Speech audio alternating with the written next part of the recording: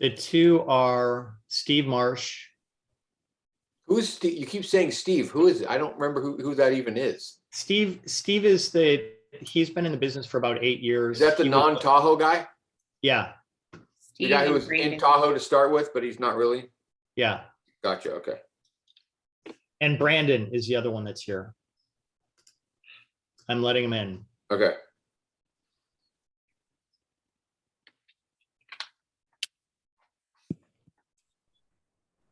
Welcome back, Steve. Hey, Brandon, how you doing?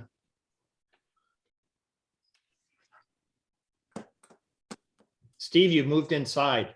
Yeah, the gardeners came next door. It was too noisy.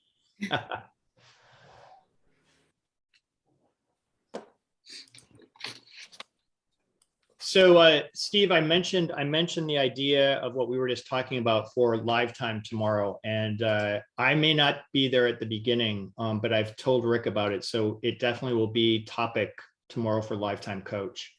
Okay. Yeah, we'll remind people at the end of this class that we have it's always fun to have a lead topic to go into it, so you kind of know what might be discussed. We just want to keep it open for people that have other things as well, but I'm glad you have something specific you want to talk about.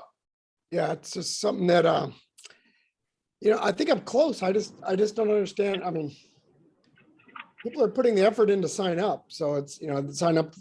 I'll explain it all tomorrow. We can chat about it then. So but it's Market Leader is who I use.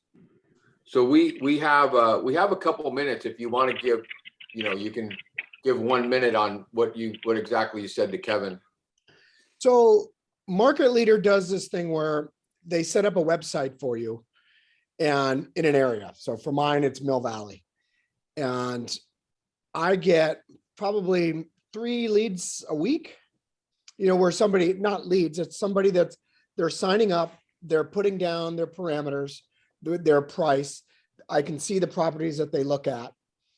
And I get an instant notification when they've signed up. They don't always sign up with a phone number. They sign up with sometimes a phone number, usually, email addresses. And so I always instantly respond and do like a personal introduction and kind of an offer for them, to help them. Yeah. But your topic is, what do you do with those leads? Is that what you're getting at? No, it's how to get more out of these leads. So this is the process, but I don't, if I have 100 of these, I'll bet you 5 have responded. Yeah. Gotcha. So I don't get a response. So they're putting the effort in to sign up and I see that they constantly are searching, yeah. and I constantly reach out to them, gotcha. But I'm not getting anything in return from them. Okay. So at what point do I just walk away from them? Or am I doing something wrong? And that's the topic for tomorrow. I've got some good ideas for you there. I know it's 11 o'clock, so I appreciate you. That'll be something we can certainly talk about tomorrow. Perfect. All right, let's get started. Good morning, everybody. Welcome to the seller process.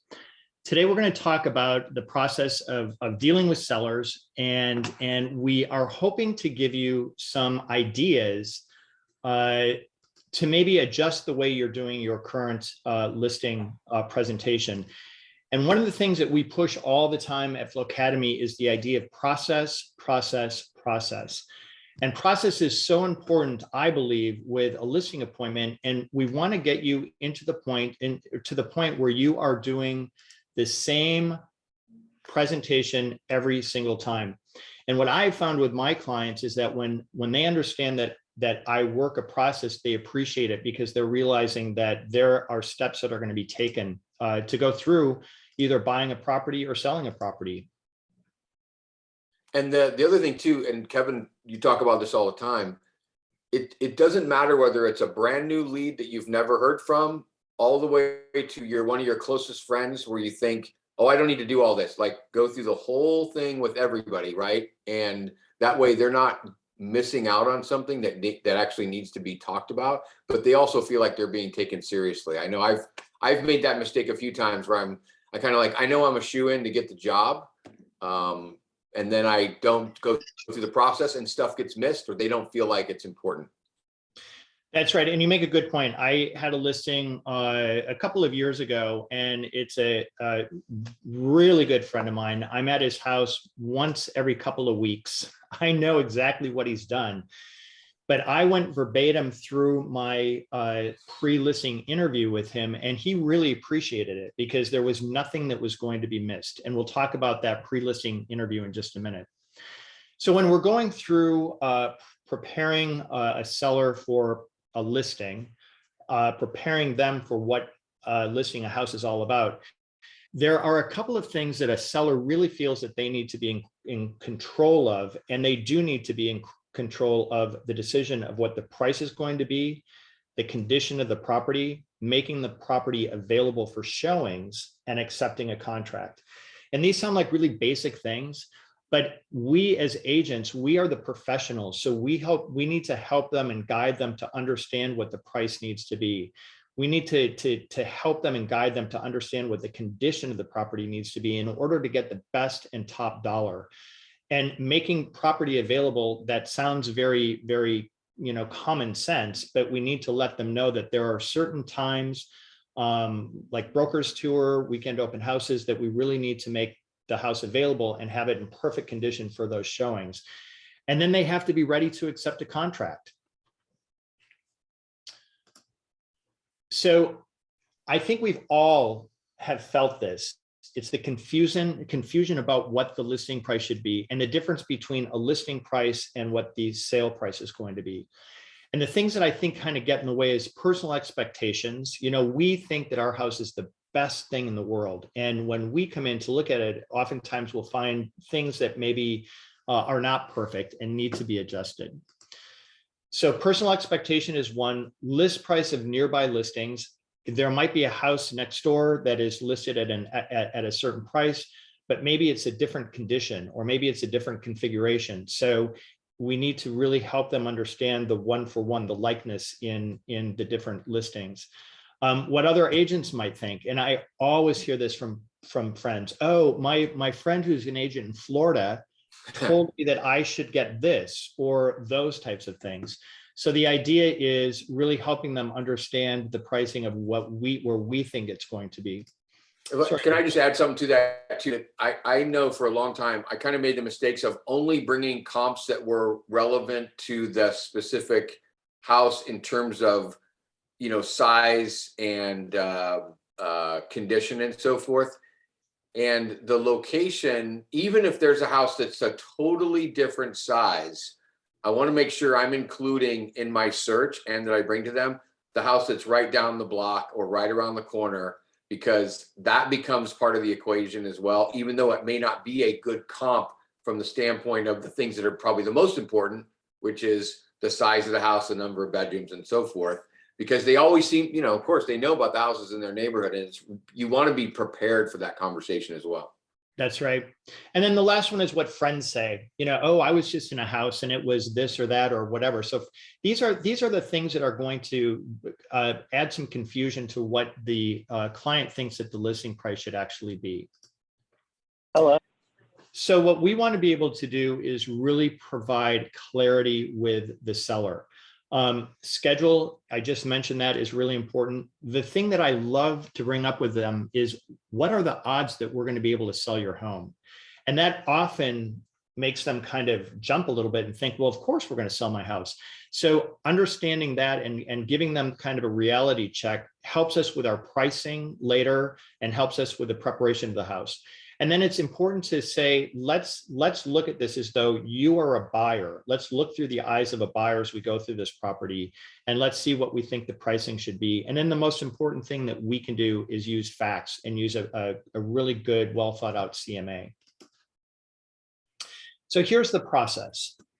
The first thing that we're going to do when we find out that somebody has reached out to us because they want to list their house is to do a pre-listing interview.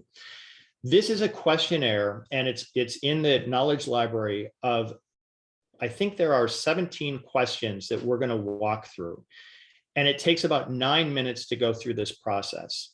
So if somebody gives you a call and says, hey, Kevin, I'm interested in listing my house, My question is going to be, great. Do you have time? Do you have 9 minutes right now for me to go through a questionnaire, or should I reschedule that time? Usually they have the time, and I always have, I have the questionnaire on my iPhone, so I'm able to pull it up wherever I am and then jot down the answers. So the script is very thorough about when they purchased, what the property is about, how long they've lived there. If you could do anything, if you had to stay here for another 5 years, is there anything that you would do to the property? It's getting the important information: phone number, email address, mailing address, if they don't live on the property. So we go through the script with every client every single time. Then once we're done with that, we schedule the date to do a walkthrough. And so when we get that date down that we're going to meet with them in person to go through the walkthrough, they say, hey, I'm going to drop by a seller guide, and I want you to just take a look at that before I arrive to do our walkthrough. So I think most of us have a seller's guide put together. If we don't, let's talk about how to put one together, because it's important to drop that off before we actually do the walkthrough. And what it's doing is it's cementing us as the agent with them, and they're getting a little bit of information about us. So here's the information that's good to put into a seller's guide: information about you and your company. And that can include recent sales that you've done, a little bit about you, and it's creating a little connecting with them in a written format, not a personal format yet. Current local market conditions and information is important. Here's what I like to do. I like to include a completed listing agreement with them, and it has everything but the listing price. And in the listing agreement, I put on the commission, what you'll be paying me, and I leave the commission for the other broker blank. And sometimes I'll include a net sheet with the commission on it as well, depending on if a net sheet is something that you use with your clients. But by putting the commission on, you're already telling them this is what my commission is. And so it makes that discussion a little bit easier when we talk with them. Or as Rick says, he loves to talk about commission. He gets excited about it. So therefore we're prepared for that conversation. The other thing I just want to add to all of this process stuff that Kevin is talking about is adding more and more credibility to who you are, how professional you are, that you have a process, and conveying that confidence that you are different, better, and special to what they ultimately want to do, which is to sell their house for as much money as possible. So for those of you on the call that are feeling a little lack of confidence around going in and saying, I'm the best and I deserve the most money and all those things, all of these things that Kevin's talking about lends to that, the confidence of the seller going, wow, because they're not getting this from basically anybody else. Everything that Kevin's talking about, most people, most agents are not going to this. They're not being this thorough. And the more you do this, the more they are feeling taken care of and like, wow, this person's amazing. It's the process. So one of the most important things that we can do when we go to, now we're going to actually meet with the client. We've already dropped off the seller guide. So now we're going to meet with the client, be on time. For me, being on time is sitting out in the car, 10 minutes before the appointment and knocking on the door at exactly the right time. I think that shows respect of their time, and it's just showing that we are professional. And just one of the things I like to do on that, because there was a period in my life where I was frantic all the time and constantly not on time, and I had to do little tricks. And one of them is especially for any appointment, listing appointment. My on time is 15 minutes before, and then I will drive around the neighborhood to get a sense of things and all the other stuff. And that way, if something goes wrong or I'm running a little bit behind, my little behind is still early, then certainly not late. That's a good point, Rick. And the idea is knowing the house, knowing the neighborhood, understanding where it is, because questions are going to come up when you are walking through their property. So we have 4 goals when we are doing our property walkthrough. The first one is to really create rapport. And this is really whether we know them or not. I was talking to you about my friend whose house I sold, and I am there all the time. When I came to meet with him, I was in a suit and tie. And yes, I'm his friend, but I was also a real estate professional. So it's really important to create the rapport of what that relationship's going to be. Then I like to just review the pre-listing interview questions. Now, I just want to go through the questions that we talked about the other day on the phone and just make sure that I have all of this information correct. And it's just going through and verifying all that information. The reason that you want to do that is because it's going to help them remember what they said, and it's going to bring them into a place of this discussion, continued discussion about selling their house. So it's kind of setting the stage. Then I want to talk to the seller because I want to qualify the seller. I want to make sure that they are indeed a real seller. And I want to make sure that there's somebody that I feel that I want to work with, to be quite honest. And I want to qualify the house as well and make sure that it is saleable. Maybe look at the house and in my head, I'm going through, these are the things that I might, suggest that we change or that we update, and have kind of a list of that in my head before we start talking about those items.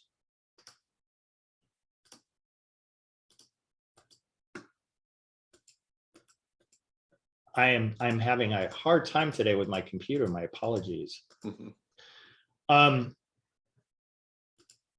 So I'm going to go through a lot of slides. All of this is on a sheet that you can pull up in the knowledge library. And I just kind of want to pick out, Rick and I are just going to pick out kind of the important things to bring up when you're going through the process. You can kind of read these and take a look at them.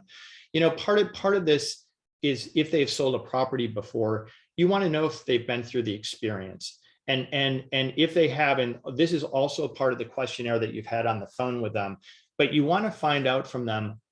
So when you sold your last property, what was that experience like for you? And you want to listen to what they're saying. And then you want to use, which we've said a number of times in our classes, is tell me more about that, because you really want to draw out from them what that experience was like. And then if anybody has been through Ninja, the idea of if you could wave a magic wand, what would this process look like to you? Because you want to understand that. And while all of this is being told to you, I'm taking notes. I'm writing stuff down because I want to make sure that they know that I'm listening and taking care of what they're saying and writing it down. And it also is good for me going back after our meeting is over to look over my notes. And what they're doing here by answering these questions is they're giving you a roadmap into their emotional place of what is important to them and what isn't. I mean, and so that the right buttons to push and the right places to make sure that you're hitting, in terms of the actions that you're taking for them. So and absolutely. And the other thing that I love about this is I love going into a house with a client that I've already done a sale with them. I've already sold a property with them. And so I'll go back to that sale and say, when we sold your last house, what went well for you? What didn't go well for you? How did it feel for you? So I can then readjust myself if I need to in the way that I'm going to market this house. So still taking notes. I think one of the most important things, Rick and I talked about this earlier, is why are you selling? What's the motivation behind you selling? And that's one of the clearest answers that we need to get. It's their, as Rick pointed out, it's their why. Why am I doing this? And as we've talked about in so many of our classes, why is really what directs everything. So we want to know what is their motivation behind selling. That's going to really help us understand, yeah, it's something that needs to happen. Maybe they're just trying to test the market. So we really want to understand what that's going to be. And they probably will give you a shorter answer. I got a new job. We've got a grandbaby coming, whatever it is. And really make sure to drill down on the tell me more. That sounds amazing. That sounds exciting, whatever. I'm curious, what's it going to be like? What's it going to feel like when you get down there? Gosh, I can't imagine, blah, blah, whatever it is. The more you really have a better understanding of that, it's going to be relevant later when there's potential, roadblocks holding you up from the listing, that you can reconnect what their original idea was with that emotion rather than whatever they're getting distracted by in the short term. That's right.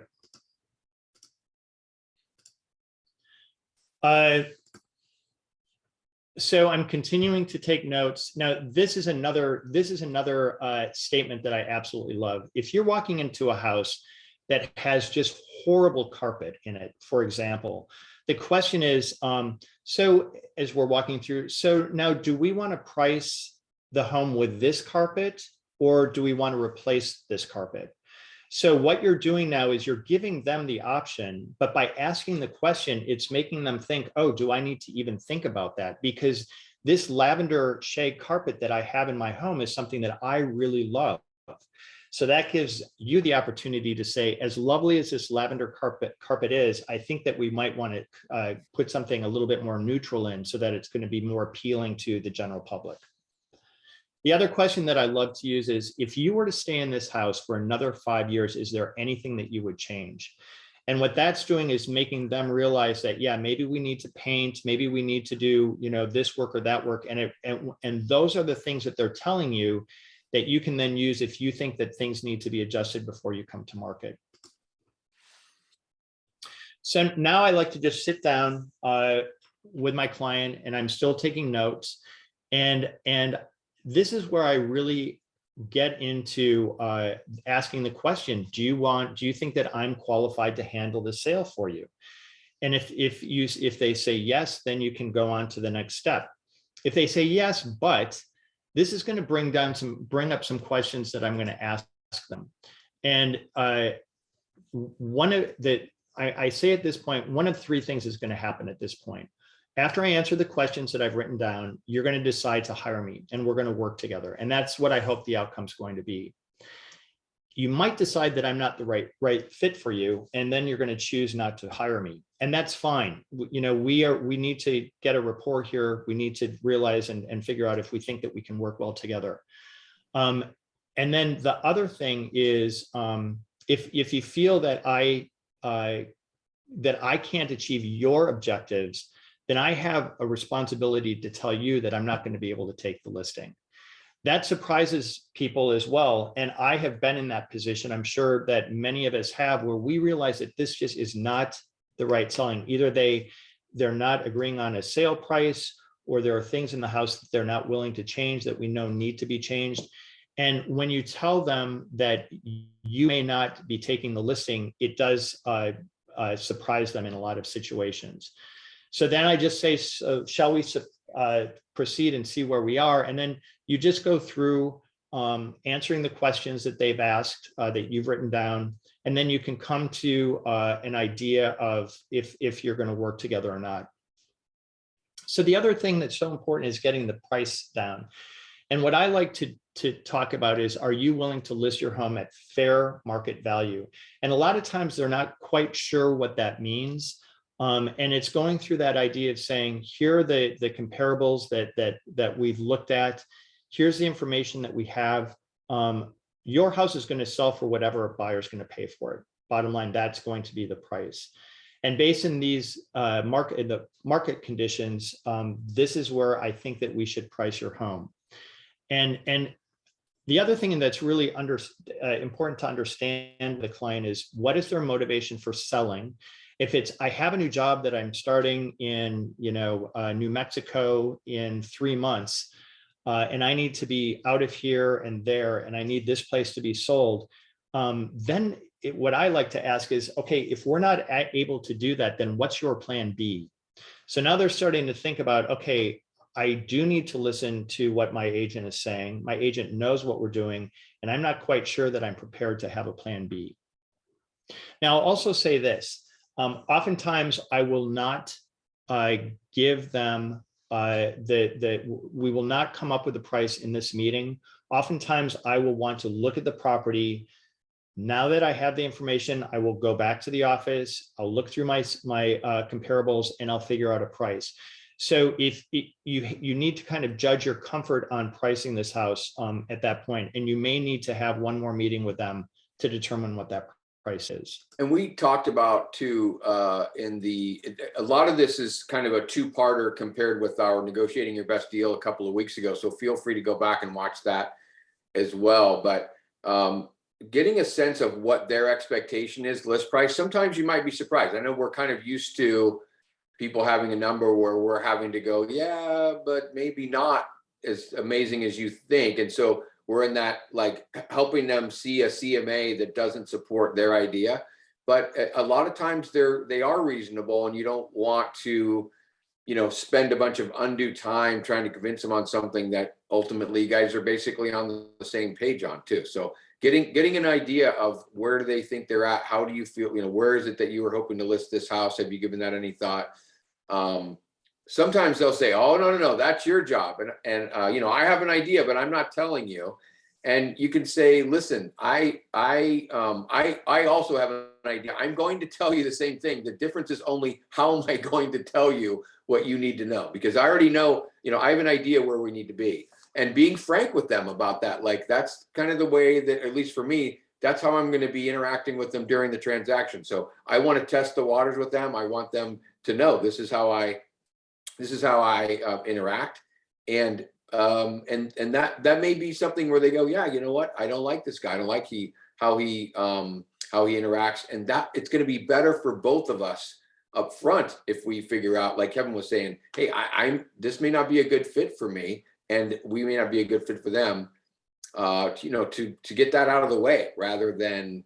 In other words, don't act like somebody that you're not just to get the listing, only to have a miserable 30 or 45 days of a relationship with somebody because you weren't, authentic when you met with them to begin with.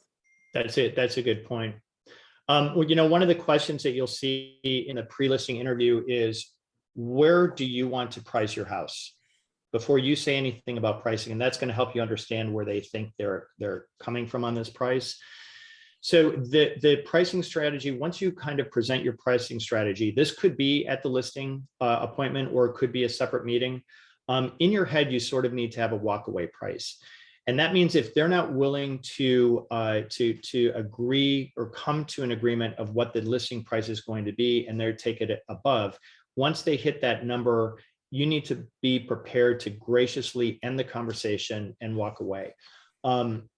Oftentimes when you get to that point, and it's happened to me a few times, where the client will say, wait a minute, let's continue this conversation.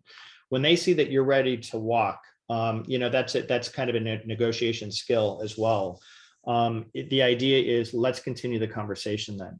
If you do agree to the price and everything's good, pull out the listing agreement, sign it, put the price onto the contract, and then start talking about next steps. Inspections, disclosures, what the disclosures look like, showing schedule, marketing plan, and those details. So here's what we'd like to do for homework. And you might want to do this. In fact, what I will probably do with my small group that gets together tomorrow or next Wednesday at 10:30 is to just kind of role play some of the pre-listing questions that we have. And talking through objections. I love role playing with other agents in a conversation point of view, and to really talk about objections. It can be really helpful to go through the objections that people go through and come up with a way to comfortably talk through it. And then how would you implement this process? How would the implementation of this process change your current way of doing business and signing a listing, your current process?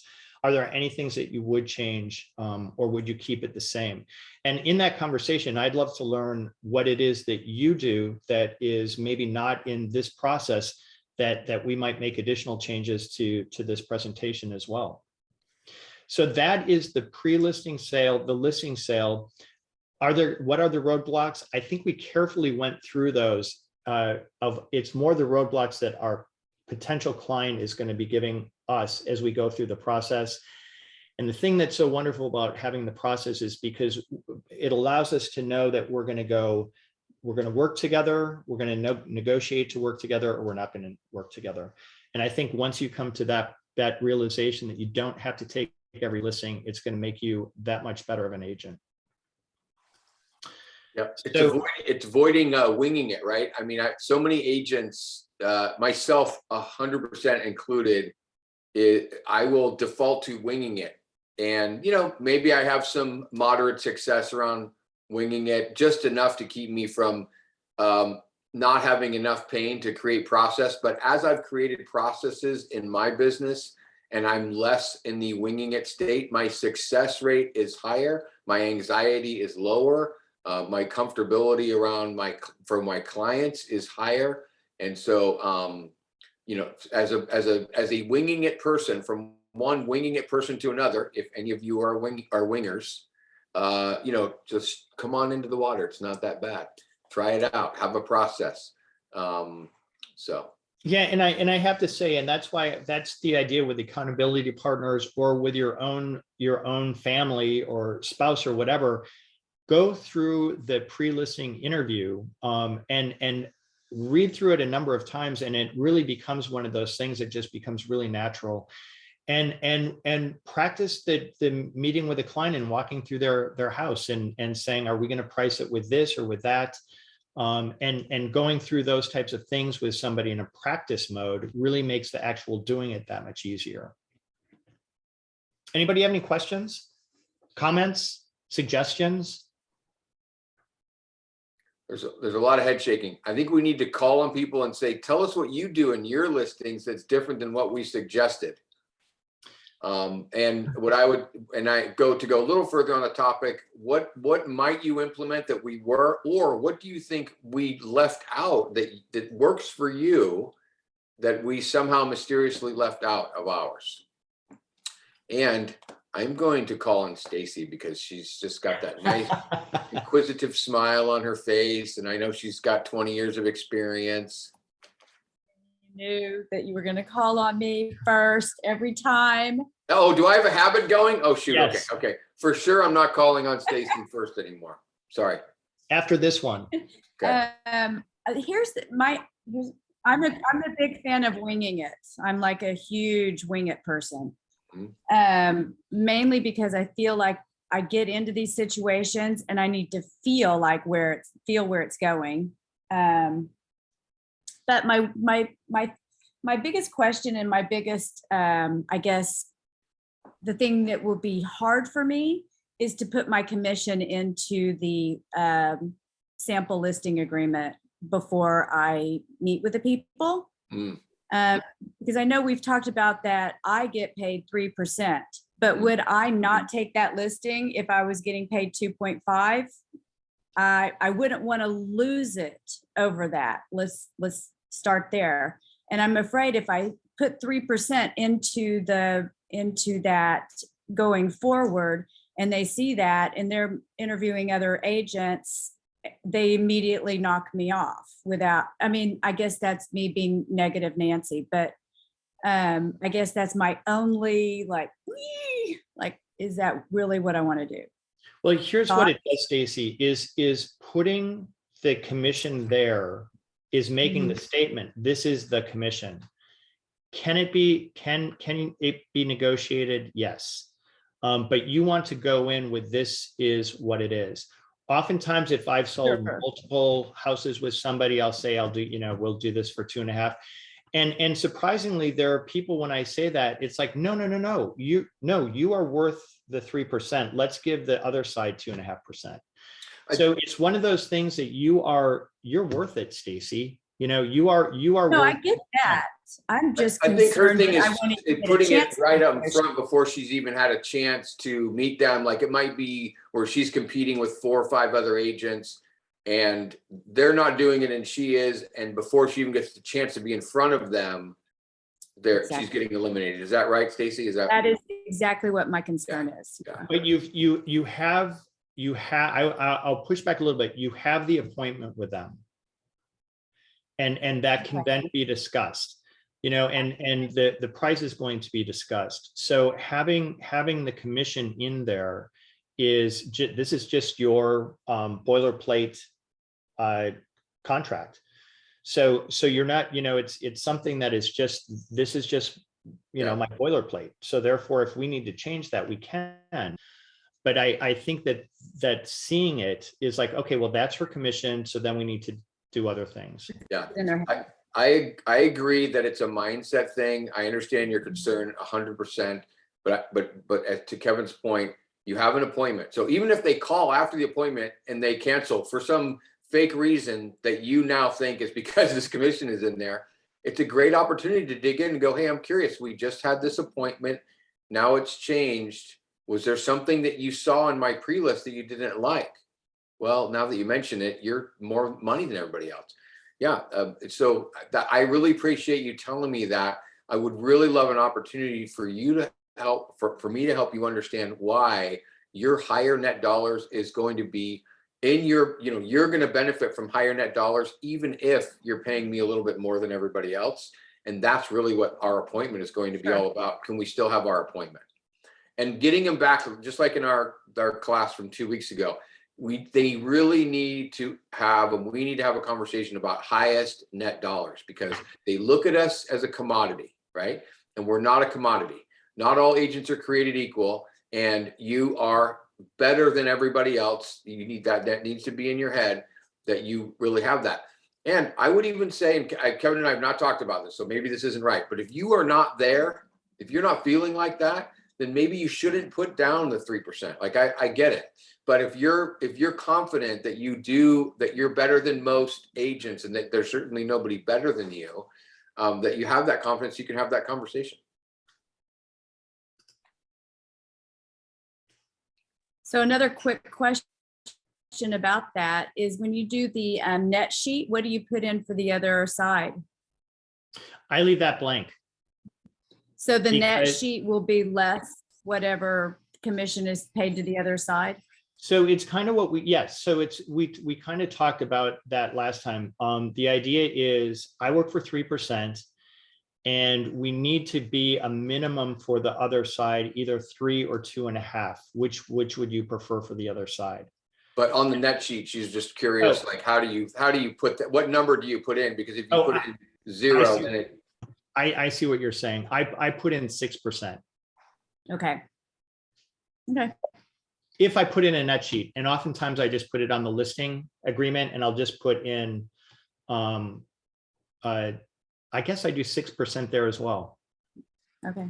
And then in the discussion, I say, now I have this at 6. I work for 3. We can give the buyer's agent 2.5 or 3, your choice.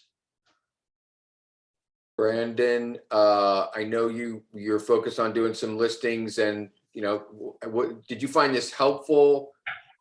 Is there things you want to implement here? Tell me where you're at. Tell us where you're at. Yeah, I thought this. Am I on? Yeah. You're on. Yep.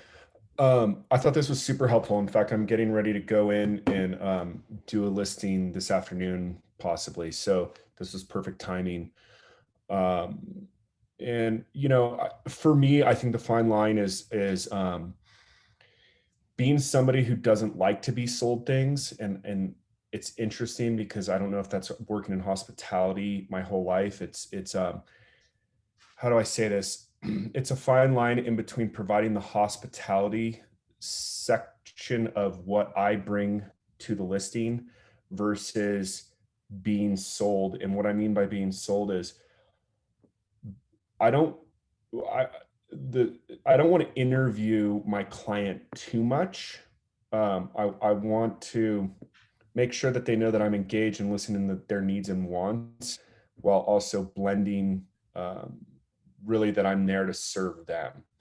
And so I think I need to go back and kind of reread the slides a little bit, because it's some of it felt a little out of my comfort zone, in the fact of maybe being a little bit too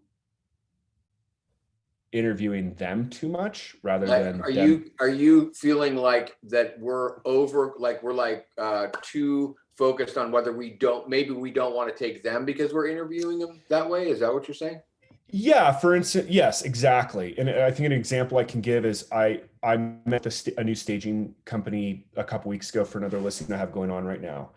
And the majority of the conversation was them asking me about my business and how much volume I do and what type of price points I sell at. And I kind of felt like part of my friends, I'm like, well, fuck off. Like, I'm the client here, like I'm interviewing you guys, not am I good enough to work with you?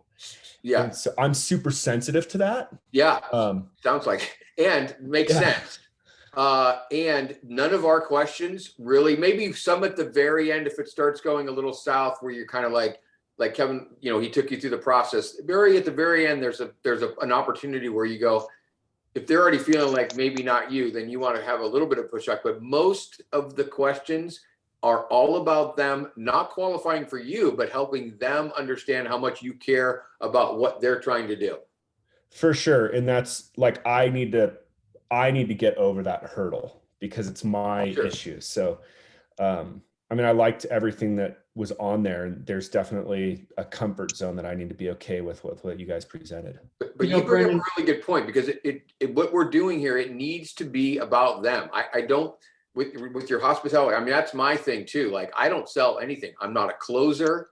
I'm often getting contracts signed, weeks later after we've done a bunch of stuff. It's not really the way I operate. I'm going to relationship you to death. Like, you're just going to be like, okay, of course I'm going with Rick, because, he asked me all the right questions. He cares about me, the la, right? And so I think this is in line with that. I think what Kevin is talking about and what you're wanting, it's all in the same line. It might just be rereading those questions or having the right context as you're looking at them. For sure. Yeah, agreed. Brennan, take a look. And I just asked Nicole if she could post it. She posted this seller process, which is awesome. It's kind of the slides that we just went through in chat. And what I've asked her to do, if she can find it, is to post the pre-listing questionnaire, because that is, as you'll see, you're just asking them questions about the property and the plans and things like that are preparing you to give them the best information that you can in your meeting. So I think that I completely understand what you're saying about this interviewing thing, and that the pre-listing questionnaire is more about getting the information that you need so that you can give them the best information about listing their home. Yeah. And I really like that you guys. If you're in a position where you're making somebody feel like you felt with those stagers, something's gone wrong. That's not the plan. And again, I think it's what I'm trying to say is it's my hurdle to get over. Yeah.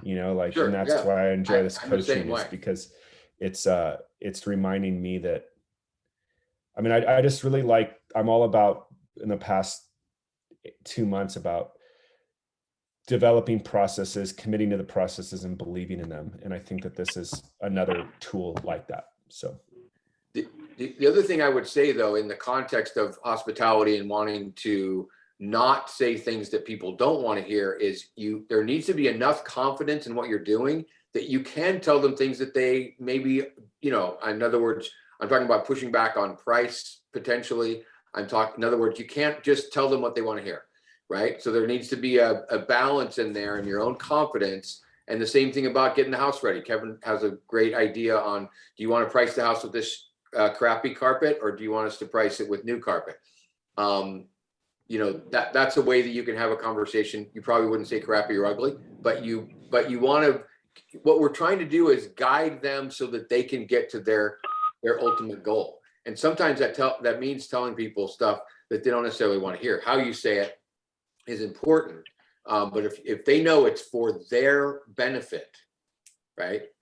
Then they're like, if you keep connecting it back to them, not about you selling quicker, not about you getting more money, but it's about them getting the highest net dollar. It's about them getting closer to that ultimate goal of being close to their grandchildren, or getting to that new location where your new job is, or whatever. You keep connecting it to that, then you're going to have no problem, telling them stuff they don't really want to hear.